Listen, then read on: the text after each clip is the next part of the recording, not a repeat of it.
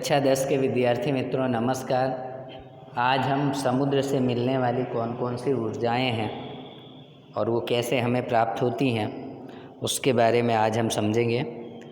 तो सबसे पहले समुद्र से ऊर्जा। हम जानते हैं कि हमारी जो पृथ्वी है वो हमेशा अपनी धुरी पर गति करती है और पृथ्वी और चंद्रमा के बीच में एक गुरुत्वीय खिंचाव होता है, जिसके कारण से पृथ्वी जो मूवमेंट करती है यानी पृथ्वी जो गति करती है वो उसका असर समुद्रों पर पड़ता है। इसीलिए आपने देखा होगा कि समुद्र में हमेशा लहरें आती रहती हैं, कभी वो रुकती नहीं है, क्योंकि जैसे जैसे हमारी पृथ्वी की मोमेंटम होती है, मूवमेंट होती है, उसी मूवमेंट के आधार पर वो समुद्रों में हलचल तेज होती रहती है। और कई बार आपने ऐसा देखा है कि दिन में कई बार समुद्र का पानी लहरें तेज होती हैं, कम होती हैं, कभी पानी ऊपर चढ़ता है, कभी उतरता है। तो पानी चढ़ने और उतरने की ये घटना को ज्वार भाटा कहते हैं। और ज्वार भाटा जब बढ़ता है तो जल का जो स्तर है वो बढ़ जाता है और पानी ऊपर की तरफ चढ़ता है, तब हमें ज्वारीय ऊर्जा प्राप्त होती है।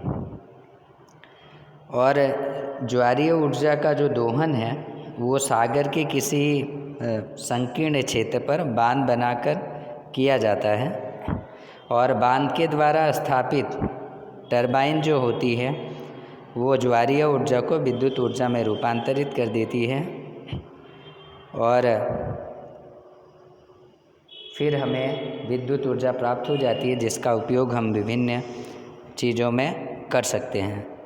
इस प्रकार बांध जो निर्मित किए जा सकते हैं वो स्थान क्या हैं, काफ़ी सीमित हैं। इनके लिए जिस तरह के स्थान चाहिए बांध बनाने के लिए वो जगह काफ़ी सीमित है। तो इस तरह से हमें जो समुद्र से ऊर्जा प्राप्त होती है वो ज्वारीय ऊर्जा के रूप में प्राप्त होती है। साथ साथ तरंग ऊर्जा। हम जानते हैं कि जो समुद्र होती है, समुद्रों की निकट जो होती है विशाल तरंगें, उनकी जो गतिज ऊर्जा होती है उसके कारण विद्युत धारा उत्पन्न होती है।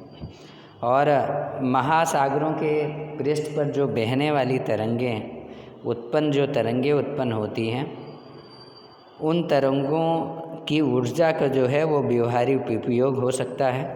जहाँ पर ये तरंगें प्रबल होती हैं वहाँ पर तरंग ऊर्जा को ट्रैप करने के लिए विविध युक्तियाँ विकसित की गई हैं और उन्हें टरबाइन को घुमा करके हम ऊर्जा प्राप्त कर सकते हैं और उनका उपयोग कर सकते हैं।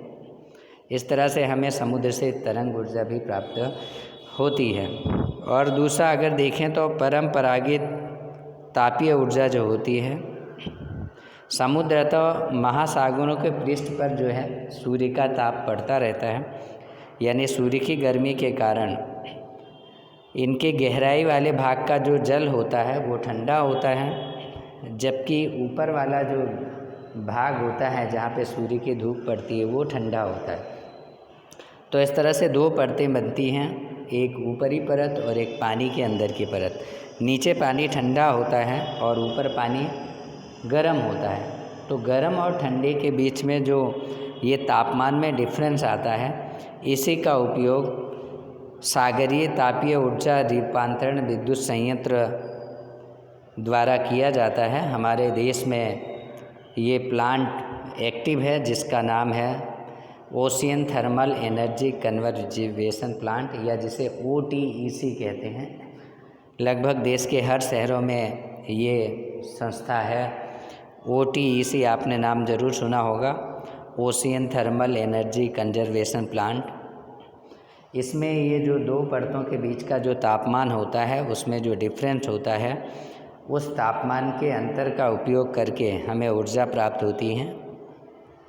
और OTEC विद्युत संयंत्र तभी प्रचलित होते हैं जब महासागर के जो पृष्ठ होता है उनका तापमान 2 किलोमीटर तक की गहराई पर जल के तापमान का 20 डिग्री अंतर, यानी पानी के ऊपरी परत का तापमान और पानी के नीचे परत का तापमान दोनों में डिफरेंस कम से कम 20 डिग्री सेंटीग्रेड का होना चाहिए, तभी OTEC प्लांट काम करते हैं, अन्यथा काम करते नहीं हैं। तो पृष्ठ के तप्त जल का उपयोग अमोनिया जैसे वाष्पशील पदार्थों को उबालने में किया जाता है। इस प्रकार बनी द्रों को वाष्प फिर जनित टरबाइन को घुमा सकती है और महासागर की गहराई से ठंडे जल को पंप से खींचकर वाष्प को ठंडा करके फिर से द्रव में संघनित किया जा सकता है। महासागरों की ऊर्जा की क्षमता ताप जैसे ज्वारीय ऊर्जा, तरंग ऊर्जा, महासागरीय तापीय ऊर्जा अति विशाल है, लेकिन इनका जो संपूर्ण व्यापारिक दोहन है, जो दक्षता होनी चाहिए, वो उतनी हो पाती नहीं है। इसलिए बहुत ज़्यादा इस्तेमाल आपको देखने को नहीं मिलता है। तो विद्यार्थी मित्रों, इस तरह से ज्वारीय ऊर्जा, तरंग ऊर्जा और तापीय ऊर्जा, इन तीनों पर बोर्ड में कभी कभी संक्षिप्त टिप्पणी पूछी जाती है।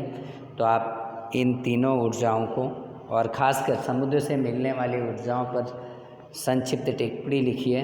ऐसे जो सवाल पूछे जाते हैं उनका जवाब आप इस लेसन के आधार पे, इस टॉपिक जो आपने सीखा है उसके आधार पर दे सकते हैं। अगले टॉपिक में फिर मिलेंगे, तब तक के लिए धन्यवाद। Thank you so much.